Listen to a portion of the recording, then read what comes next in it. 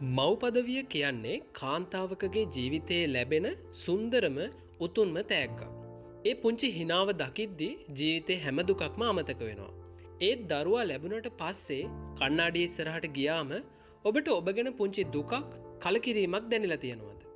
ඉස්සර මම කොච්චර කෙට්ටුවට ලස්සනට හිටියද?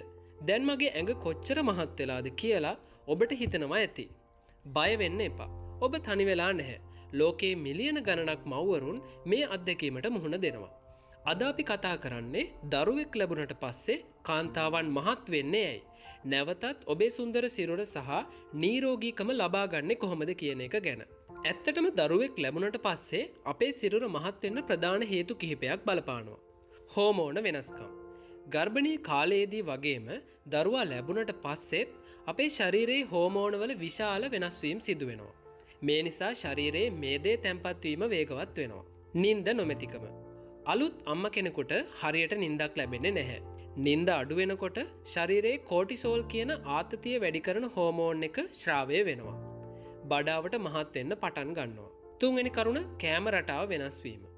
දරුවට කිරි දෙන්න ඕන නිසා දෙන්නෙකුට කන්න ඕන කියන මතයේ ඉඳන් ගොඩක් අය පැණි රස සහ පිටි කෑම වැඩිපුර කනවා. ඒ වගේම දරුවගේ වැඩත් එක්ක තමන්ගේ කෑම වේල නිදහසේ කන්න වෙලාවක් නැති නිසා අහුවෙන දෙයක් ඉක්මනින් කාලා දානවා. හතරවෙනි කරුණ ව්‍යායාම නොමැතිකම. දරුවගේ වැඩත් එක්ක කාර්යබහුල වෙනකොට තමන් ගැන හිතන්න ව්‍යායාම් කරන්න කිසිම වෙලාවක් මව්වරුන්ට ඉතුරු වෙන්නේ නැහැ. සමහරු හිතනවා දැන් ඉතින් ළමයිනුත් ඉන්න එකේ මහත් වුණාම මොකද කියලා. හැබැයි අපි නැවතත් නිරෝගී බරකට එන්න ඕන ලස්සනට පේන්න විතරක්ම නෙවෙයි.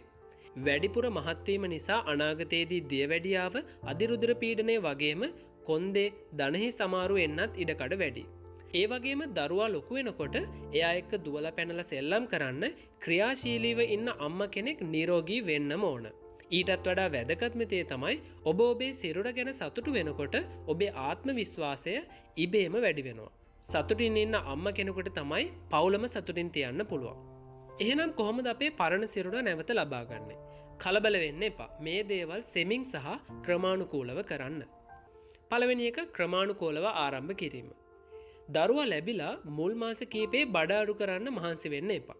ඔබේ ශරීරයට සුවය ලබන්න කල් දෙන්න. වෛද්‍යවරයාගේ අනුමැතිය ලැබුණට පස්සේ සැහැල්ලු ව්‍යායාම වලින් පටන් ගන්න. දෙවැනි කරුණ ජලය පානය සහ පෝෂණය. කිරි දෙන මවකට හොඳ පෝෂණයක් අත්‍යවශ්‍යයි.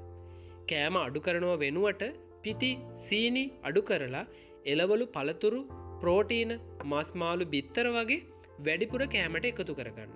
ඒ වගේම දවසට වතුර ලීටර 3ක්වත් බොන්න අමතක කරන්න එපා. ජලය කියන්නේ මේදේ දහනය කරන්න තියෙන හොඳම ඖෂධයක්. ඊළඟ කරුණ මව්කිරි දීම.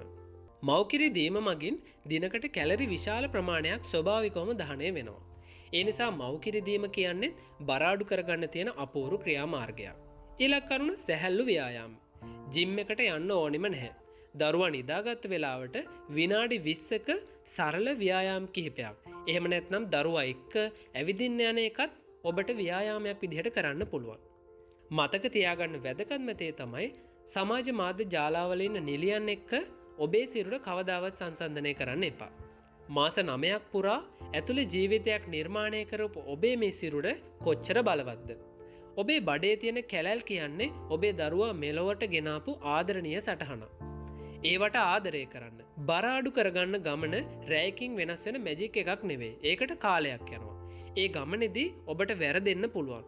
සමහර දවස්වලට මහන්සි කියලා දැනෙන්න පුළුවන්. ඒක සාමාන්‍යයි. Tamanට ආදරය කරන ගමන් ඉවසීමෙන් මේ ගමන යන්න. හිතවත් ආදරණීය අම්මේ. ඔබ දැනටමත් ගොඩක් ලස්සනයි. හැබැයි ඔබේ නිරෝගීකම වෙනුවෙන් අද ඉඳන් පුංචි පියවරක් තියන්න පටන් ගන්න. ඔබට මේ ගමන යන්න පුළුවන් කියලා විශ්වාසයි.